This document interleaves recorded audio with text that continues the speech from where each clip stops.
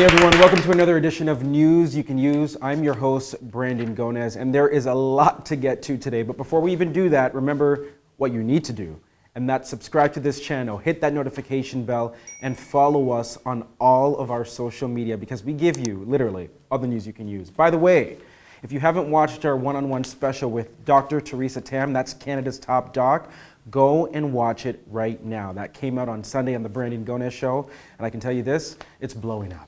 So let's also talk about the news that's blowing up, shall we? An unfortunately tragic story out of Ontario where a woman has died of cancer after her surgery was delayed not once, not twice, but 3 times due to the pandemic.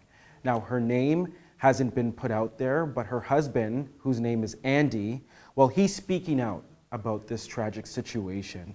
And basically, as we all know, back in April, Ontario's Minister of Health instructed hospitals to ramp down elective surgeries due to the pandemic. They wanted to ensure that basically all the beds that they could secure were for COVID-related symptoms or sicknesses. Now, in terms of numbers, that meant that more than 257,000 surgeries have been postponed since the start of the pandemic, with nearly 10,000 of those being added since April. I know, Eva, you've been looking into more numbers related to this. What have you found out?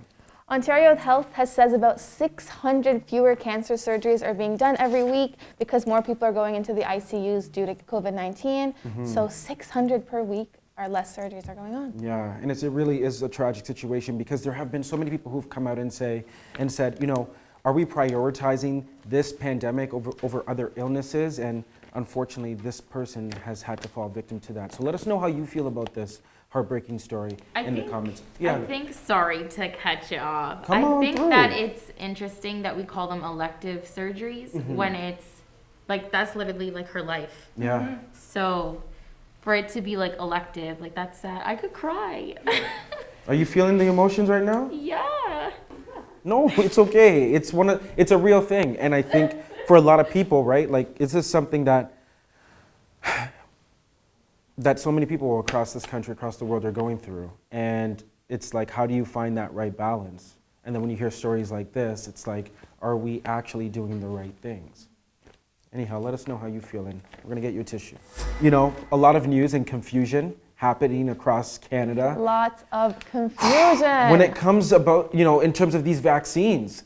Okay, so listen to this. The National Advisory Committee, a committee on immunization, they are coming under fire for what they've recently said this week, and that is contradicting advice that Canadians are now receiving, basically after weeks of receiving advice to say, take the first COVID-19 vaccine that you can get. Well, this committee, they're saying, hold on, pause, maybe reevaluate that decision. Essentially what they came out and said is that the Pfizer and the Moderna vaccines were their preferred choice, and that Canadians should weigh the risk of waiting for one of them before deciding whether to take one. This comes, though, after we've heard about some of the side effects from the AstraZeneca and Johnson & Johnson vaccine, which we have seen and heard that they do cause blood clots. I know, Eva, you've been following this story. One of the vice chairs of this committee has also recently said some other things. Yeah, she said if you're someone who's working from home in a province where the disease isn't as bad, that you might want to wait for the shot of the Pfizer Moderna vaccine. So wait for it. Don't get the AstraZeneca. Stay at home and just wait. That's concerning because not everybody can stay at home and wait. Right? And what if I already got the AstraZeneca? Now you're telling me that it's a second-class vaccine, that it's not as good as the other ones. Why are you providing it to us if it's not as good? And that's a whole bunch of confusion that even the Prime Minister Justin Trudeau, came out today and tackled. Listen to this. All vaccines in Canada have been approved by Health Canada. Our advice to provinces and territories and to Canadians has not changed. Dr. Tam will have more to say in a few minutes, but make sure you get your shot as soon as it's your turn. Already we're seeing how vaccines, along with public health measures, keep people safe. How are you feeling? Are you also feeling confused? Seriously, can you let us know? Drop it in the comment section right now. By the way, have you had difficulty trying to get a vaccine if you want one? Well, did you know? There is a Twitter account that is helping Canadians find vaccination appointments. That Twitter account is called Vaccine Hunters Canada. And basically, they are a group of volunteers who have come together to make sure that no vaccine goes to waste. They are posting available shots on social media for cities right across the country. In fact, the country's largest city, the city of Toronto, they have now partnered with this group, with this team, to help residents find vaccination appointments at city-run clinics. Of course, this is a great initiative by Canadians, but it is, in my opinion, a failure on the government's part, because this should have been something that should have been seamless for every Canadian to do. It should have never been up to the people to help the people get a vaccine. And these are volunteers. They're not even getting paid to do this. I know. So these people, it's a little embarrassing if you Yeah. ask me. And John Tory, he was asked, are you embarrassed by this? That you have to ask these volunteers to help the government? And he said he's not embarrassed and that the city is taking any initiative and any resource possible to get everyone vaccinated, which I understand it's a difficult time, but at least pay them. At you know. least. Like I know a lot of people, and people are going to social media to go on there, and they're like, oh, I got my vaccine through this. Like they tweeted and I went. So if it's driving so many people to go get it, they should get paid for what they're doing. How are you feeling about this? Let us know in the comment section as well. I love a good debate. No, I really do. What I don't love is talking about tragedy, but there has been some tragic incidents happening in Mexico City, including a metro collapsing onto a road, leaving 23 people dead, injuring 70 others. This happened just Monday night. This metro, it crushed cars under falling carriages and rubble.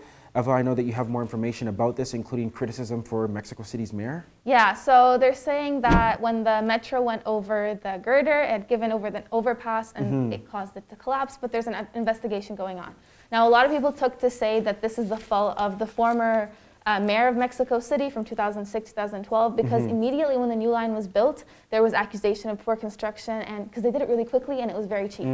So since it was built, people were pointing out that this was not a safe line. Yeah. And look at what it resulted in. Look what it resulted in. Now it's still being investigated, they're not sure, but this is what a lot of people are talking about. Definitely prayers to folks in Mexico and for the families who've lost a loved one, and prayers for those who are in hospital that they have a safe recovery. Okay, let's try to get some good news in here. Can we get some good news in here? It's been an emotional news you can use. Apparently. But let's talk about it, because there's this town in Ontario called Listowel. They are actually dealing with a sign battle. Okay, let me explain what this is. Basically, a sign war is taking place between businesses in this town. Here's how it all started. Basically, the owner of Speedy Auto Glass in this town posted a friendly question on one of these signs that said, "Hey DQ, want to have a sign war?" Well, the Dairy Queen next door, they accepted the challenge, and they said and put on their sign, "You bet, your glass we do." And then it just started a whole train, right, A whole Eva? train. So they went back and forth, back and forth. Other people in the town started hearing about it, and different businesses started getting in on it. So I have here the local fire department joined, and they posted, "Hey, Speedy Glass and DQ, if this thing gets any hotter, we'll be ready with hoses and water," which is really funny.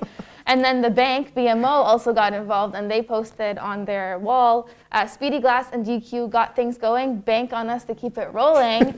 And a sporting goods store also had a sign up saying, "Add us to the sign war because we're good sports." Now, this is just a couple. Many businesses in this town are getting involved in this, and it's getting a lot of attention. Yeah, definitely national attention. I mean, we're talking about it here. And just in case you're wondering where Listowel is, it's a little bit north of London, Ontario. So shout out to you guys for finding some joy during these serious times. All right, let's wrap it up. That's the end of our News You Can Use. Remember that we drop new episodes of News You Can Use every Tuesday and Friday. If you have any stories you want us to follow or check out, email us at news@brandongonashow.com. And don't forget to check out that Dr. Tam one-on-one special from the Brandon Gona Show. And also a little tease here, we have a pretty big guest lined up for next Sunday's episode. I can't tell you who. We can't say anything now, but we'll reveal it on this next News You Can Use on Friday. So stay safe, stay classy, follow, like, subscribe. We'll see you again on Friday. Bye.